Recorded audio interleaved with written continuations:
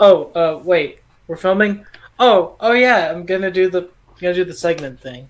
Oh, I was just looking at the ESPN Power Rankings today, and I saw one thing: the Cowboys were ranked number 11. Now ESPN, tell me how that happens because that doesn't add up. Okay, so welcome to Frontline Football, your place for the latest NFL news, updates, rumors, and highlights. We're the number one place that you should be. And, let's just get started with the news. All right, here we go. We got some 5 stories today. And first one is Leonard Fournette getting cut. Where's he going to go? Eagles left tackle Andre Dillard is out for the season. What's the Eagles going to do? Yannick Ngakoue has been traded to the Minnesota Vikings. What does this mean for the Vikings defense? Logan Ryan's been signed to the New York Giants. How it improves their defense. And last but not least, the sad injury of Derwin James will miss the entire season. What does this mean for the Chargers' playoff hopes and defense? All right, I will open with Leonard Fournette. He was released by the Jags earlier this week, like yesterday, honestly. And what do you guys think? Best landing spots right now are Patriots, Dolphins, and Bucks. Take it away, Josh. Okay, so one thing about the Patriots that I do not see why he is going there, the Patriots, they have more problems than just running back. I mean, yeah, sure, their running back's a problem, but they always seem to find one off the street every single year. And I think what their real problem is wide receivers, because Newton needs somebody to throw to. He's 30 years old. His mobility has gone down. His accuracy has shown to be very low because he can't use his mobility anymore. So Bill Belichick needs to have receivers for Newton to throw to because he can't run anymore. He is not 2015 Cam Newton. He's just not. I agree with that. Cam Newton's not like his old self, and that might make a little bit of Patriots fans a little butthurt about that, but I don't really care because Cam Newton's not his old self, and he's not as good as Brady, and he won't be as good as Brady if he keeps up this production. I think, again, yeah, he needs receivers. Julian Edelman is the only receiver that he has, and Julian Edelman just doesn't cut it all the time. Do you got anything, Jack? Or I agree with that. Nah. Patriots got a good defense, as recently with Gilmore and all those guys. A lot of people opt out. That's another big issue. But I think we should focus on arming Cam with weapons before we focus on getting a running back, especially when Sony Michel, he's not like one of these beast running back, but it's not like he did bad. He has solid campaigns. James White's a great pass catcher, and Rex Burkhead is always a great, weird little secret weapon in Belichick's arsenal. And, yeah. So, yeah, back to the Fournette thing. I think that a great landing spot for him would probably be just like Kamara, the Bucks, or Kamara, depending on how you pronounce it, is going to be the Tampa Bay Bucks. I mean, they probably need a running back because LaShawn McCoy is 30, not looking good. So, I mean, just get one of them in and you'll probably have a pretty good team if Brady can do well this year. I agree with that. Any closing thoughts on Fournette in general? I hope that he finds a landing spot. He is a really good running back, judging by watching him with Josh. Oh, yeah, one more thing. What does this show about the Jaguars? I think this shows they are entering the tank. Fournette was an 1,000-yard rusher. Why would you give him up? He's young. He's not necessarily one of the Saquons or Christian McCaffreys, but why would you give up 1,000 yards of production? This is a team tanking. Are they going for QB? Probably, because who would pass up on Trevor Lawrence? I think I know who they're going for. I think they're going to go for Trevor Lawrence, of course, and then Charles Etienne. That is a running back for the Clemson Tigers that has been with Trevor Lawrence for most of his college career. And I think that that would be a really interesting thing to watch. So, anybody else? Or I think we're ready to move on to the next story. Okay. Take away, Josh. Next story. Philadelphia Eagles left tackle Andre Dillard has just suffered an injury. Now, what that injury is, I forgot the injury, but It was a knee surgery, I think. so he'll be out with knee surgery for this whole year. Thoughts, Zach?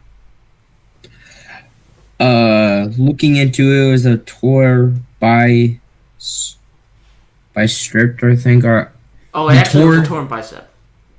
yeah, it was a torn bicep. He will be back, but I think the injury bug is starting to hit the Eagles again, but it's hitting early. I'm sorry that he's injured. He was a pretty good left tackle, and that's a big position to get injured. Any thoughts, Jack? This is concerning for the Eagles because Wentz needs protection because a dude that gets hurt cannot have his protectors getting hurt because it's just going to lead to more hurtness in the Eagles in general, which is concerning. Jason Peters has returned, though, so maybe, I don't know, he's old, so he may not be as good, and this could be a huge blow to the Eagles looking at it because this guy could be entering a breakout year. He was rookie last year, we got to remember that, and he's going to miss some time, but hopefully he can come back year 3 stronger than ever and ready to lead Wentz as a franchise tackle. Okay. So, yeah, those are some great points. And you need your left tackle. It's just straightforward. That's your blind side. You need your left tackle to be there to protect that blind side. If the injury bug for the Eagles is saying this early, they've already had plenty of injuries in training camp. This isn't looking good for them. I was saying at the beginning, like right now, that they're going to be NFC East champions, but right now, it's looking scary for them because they won't really have anybody going into Wild Card Weekend if they keep this up. You're right, they could end up being second to the Cowboys, which is a scary thought for the Eagles. And the Cowboys aren't the amazing team defensively, so I feel like they shouldn't be losing to the Cowboys. Any closing thoughts from anyone on Dillard? I don't think so. We just hope he gets I hope that he gets better. All right, then we'll transition into our next story, Yannick.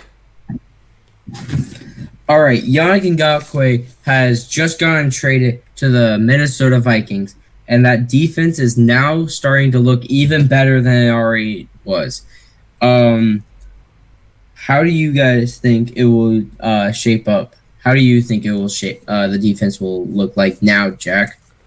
Ooh, I like it. I said this in the last episode, but I love the Vikings defense. How can you compete with so many good players on every position on the field? You got 2 edge rushers, Daniil Hunter, elite. Yannick, going into his prime. 2 great linebackers, Anthony Barr, good. Eric Kendricks, good. Not to mention the underrated safety duo of Harrison Smith and Anthony Harris. You cannot deny this Vikings defense. It's going to be good. It's been good the last few years, but I think it's about to reach a level that we haven't seen from it. Yeah. How about you, Josh?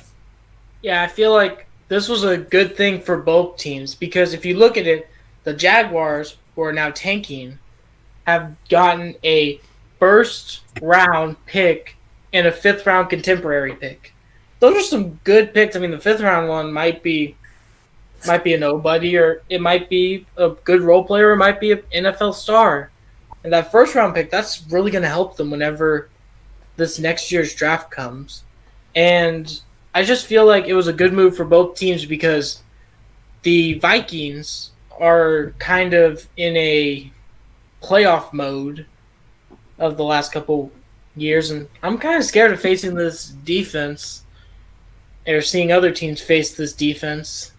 And just if the offense can do as well as the defense is probably going to be doing, this is going to be a scary team. Can't argue with that. I love the Vikings. Their offense just needs to step up.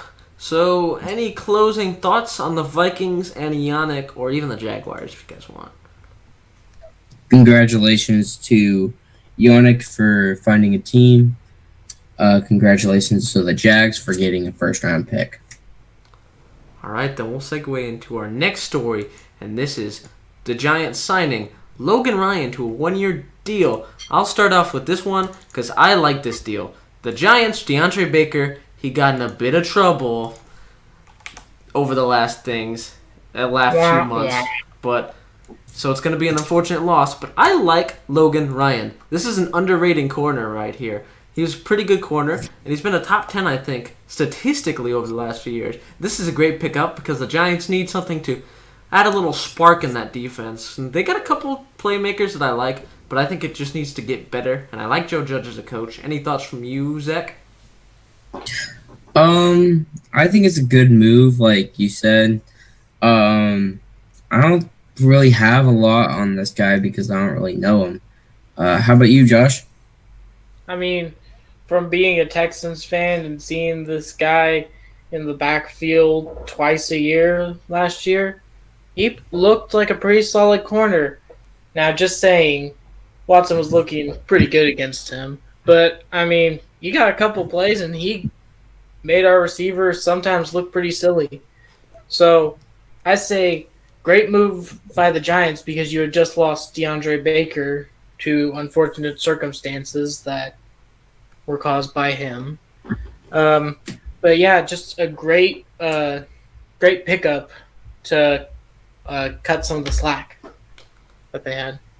That is true. I think the Giants are they're a little underrated this year in my opinion. It's a bit of a hot take, but this team's got a good coach. Saquon's good. They got a couple good offensive linemen. They got Andrew Thomas in the draft.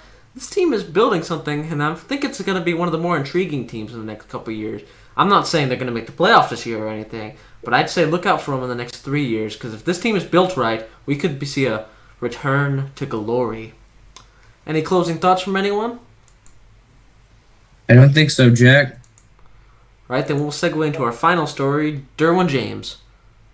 Okay, so Derwin James, safety of the Chargers, has just suffered a terrible meniscus tear that will require surgery that will take him out for the entire year. So it's so sad to hear whenever these players have these kind of injuries. And I just want to segue in by saying, Zach, any thoughts on this? That's really a big loss for the Chargers defense. That is a main role in their defense also. He plays very well when he's on the field, and losing him all to that injury for the whole season is going to be a very big loss for their defense and the whole team. Tough loss here on the part of Derwin James. This is devastating. This guy was supposed to be on an all-pro caliber year, and he's kind of falling behind now. The Chargers, I think this is a huge blow to their defense and their playoff hopes in general. I don't know if I can buy into them anymore, especially with the Raiders being this sleeper dark horse that I didn't realize when I looked into it, but they're building something good. Of course, we have Mahomes and the weapons going wild, and then we got Drew Lock and the Broncos looking to be an underrated team. This is a terrible loss for the Chargers, and this could make or break their playoffs, which is really sad. Okay, so with this Derwin James injury, I feel like now would be one of the best times to sign Earl Thomas. I mean, he has a history. He's been so-so for the Ravens last year. He had some good games, some bad games. But I feel like this would be the best time, if any, to sign him. They need a safety. This was a terrible loss for them, and they're going to need somebody else to be there to take his place. Well, if Derwin James can come back, but it's going to be like very late in the season, like they would have to start winning. Like it would be like more playoffs time when he's coming back. But if he comes back and then there's Earl Thomas as a free safety and he's the strong safety, watch out. Watch out in playoffs if they're in. That's a scary duo to think about. Earl Thomas would be a solid signing to pick up right now. There's a bit of history and issues with him, but at the end of the day, they're kind of thin now on safety, and they're going to need something because do we expect Tyrod Taylor and Justin Herbert to be able to shoot out with the Chiefs? We need some defense in this Chargers world, and this is the only way they're going to ever be able to overcome their issues is they need their Derwin James back. He was their anchor his rookie year, and I feel like he's wasted potential right now on the injury reserve. But I hope he's back soon because I think that when he returns, he's going to be hungry and ready to win.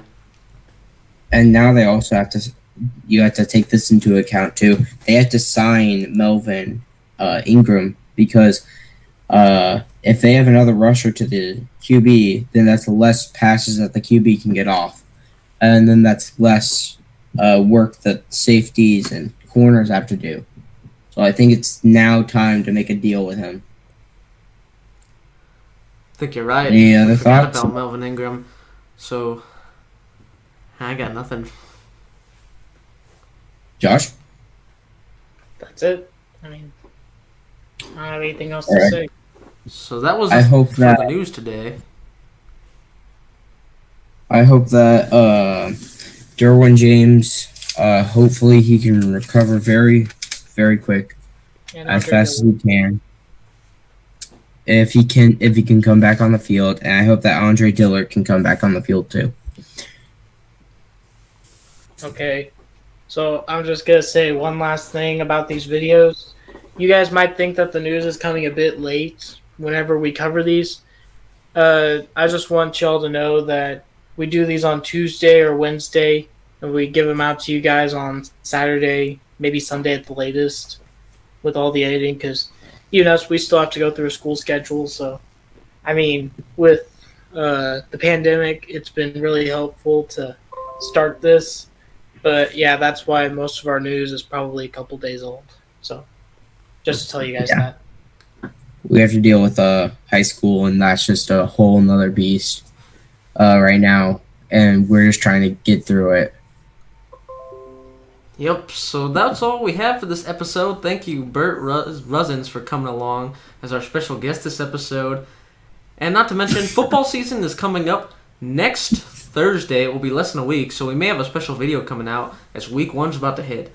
And we're about to find game scores, 9 predictions. days until the Texans play the Kansas City Chiefs.